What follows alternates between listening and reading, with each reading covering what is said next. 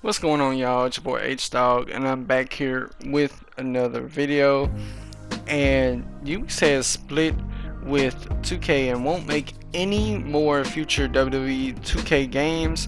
Instead, they will be developed by Visual Concepts, who have helped Yukes throughout this generation co-developing their WWE 2K games.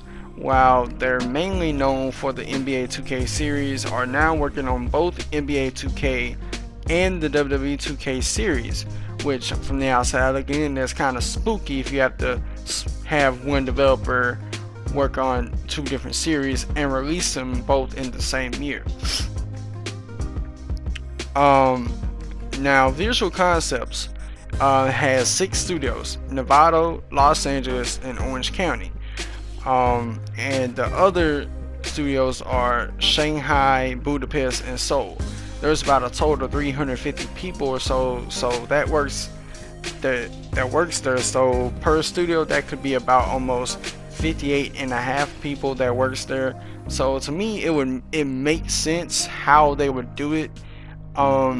If they were to have, like, say 3 of them, the 3 that's based out in California, work on one franchise, whether if it's the NBA 2K franchise or the WWE 2K franchise, and the others who are probably in closer now, no, I'm not gonna say they're close distance to one another. I don't know how that would work between Seoul, Budapest, and Shanghai, but I would imagine that they're not gonna have the 3 based out in California working on two different IPs, and you have another 3 studios that you can use.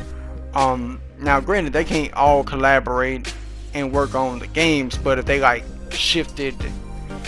rotated, development, kind of like how COD would do.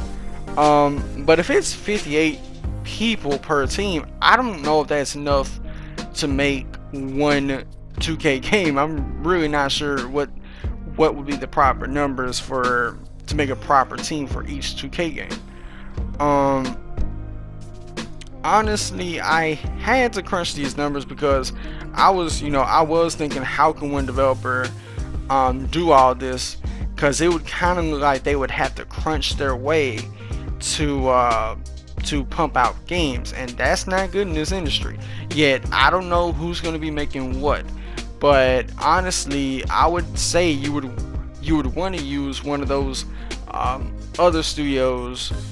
You would want to use these studios doing one project, or however they want to do it. Like I said, if you were to combine the 3 studios based out in LA, that's like 174 people.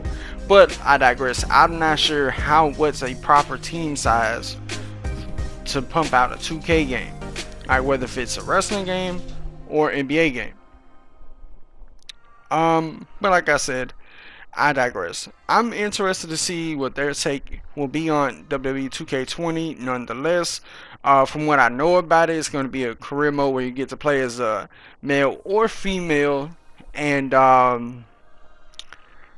mean, it seems like it's going to be about as wacky as 19 was, since we finally had a proper career mode. The whole game looks like it's going to be wacky, and then you got Roman Reigns and the man Becky Lynch herself on the cover. But yeah, we're gonna see how it's gonna fare out. I haven't bought a 2K wrestling game day one probably since 15, and the rest I've just bought like, oh, they're like $30 or so. That's what I do. But moving on. As for Yukes, who have made wrestling games that I've loved growing up, for me, the earliest one, for me at least, was the first SmackDown vs. Raw, all the way up to WWE 13. Honestly, those stretch of games, I feel, honestly, are way much better than this gen's stretch of wrestling games. Like, if you ask me, 2K14, 15, 16, 17 was all trash to me. All trash. Mainly because 14, I don't think, had a career mode. 15 had a career mode, but it was boring as shit. 16 didn't have a career mode, if I'm not mistaken, and 17 had a career mode, but it was too long, and it was like so fucking monotonous, and it felt grindy as fuck even without having microtransactions, like, just to get any progress, because you would be repeating matches that you've done before. Like, you'd be going up against the same opponent twice for the same reason, and it was stupid. 18 to me was mediocre at best. It was the second go around with that promo engine. It was mediocre, like I said. 19 was actually good. I think it was the best wrestling game that 2K has put out, but honestly that shouldn't like be nothing to brag about, because they've had the IP this whole generation, and 19 is the one where they finally do it justice.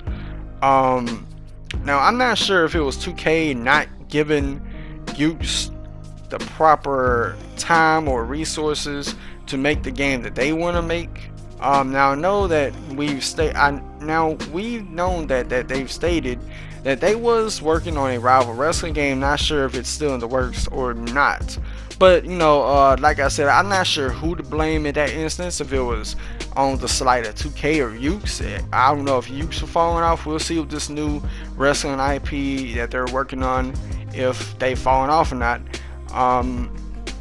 I wonder if they're gonna go independent and self-publish, since they've been in the game for long enough. I would be interested if they did their own thing, doing it by themselves. But if you ask me, honestly, I think it's time. Since THQ Nordic, they're always in the business of acquiring studios, I think it would be time to acquire Yukes, which would be an excellent sort of reunion, since originally Yukes was part of THQ, working on the wrestling franchise for pretty much all my childhood, pretty much.